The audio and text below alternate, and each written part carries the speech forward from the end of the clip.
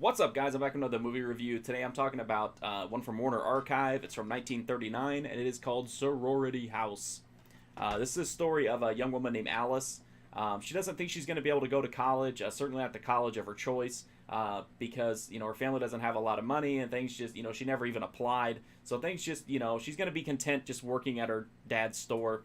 But as it turns out, he sent the application in, and he used his savings to pay for the first couple years of tuition to get her started. She's thrilled. She can't wait to get to college and experience all the cultural things there and all the mind expanding knowledge, and she's basically just super psyched to go to college, especially as it was such a surprise, and she gets to go to her top school.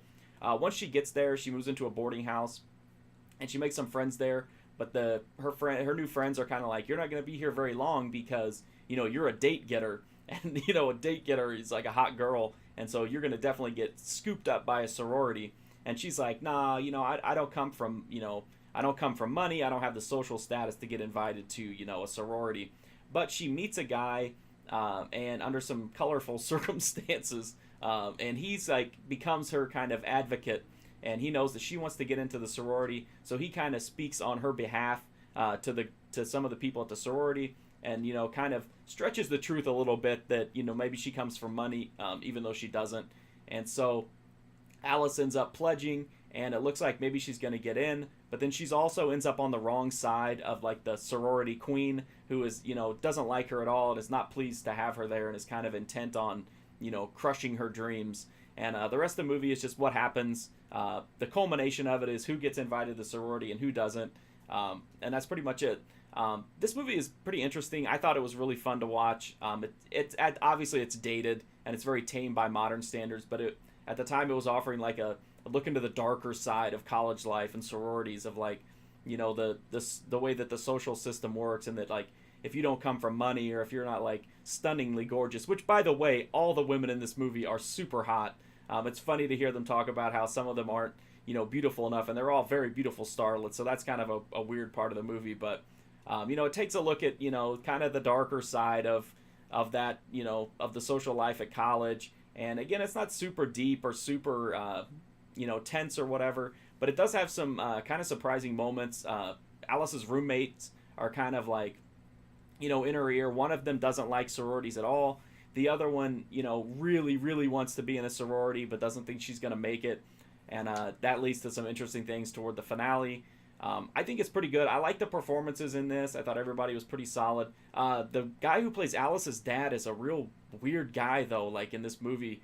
He just has a lot of really weird moments, and especially at the end, he just kind of goes completely off the deep end. And again, for the time, it was probably acceptable, but one of the girls is hysterical, and he just starts smacking her and just saying all this hilarious stuff hey, maybe you're not going to make a difference in the world, but maybe you'll marry a man who will make a difference in the world. It's wow. It's hard to believe stuff like that, got through. And it was totally serious. There was no, camp to it. So there's a lot of stuff that is, specific to the period that it was made in that make this movie, even more interesting.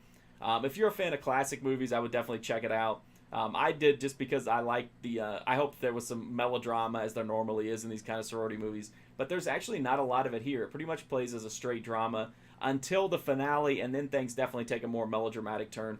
But I just think it's a fun movie.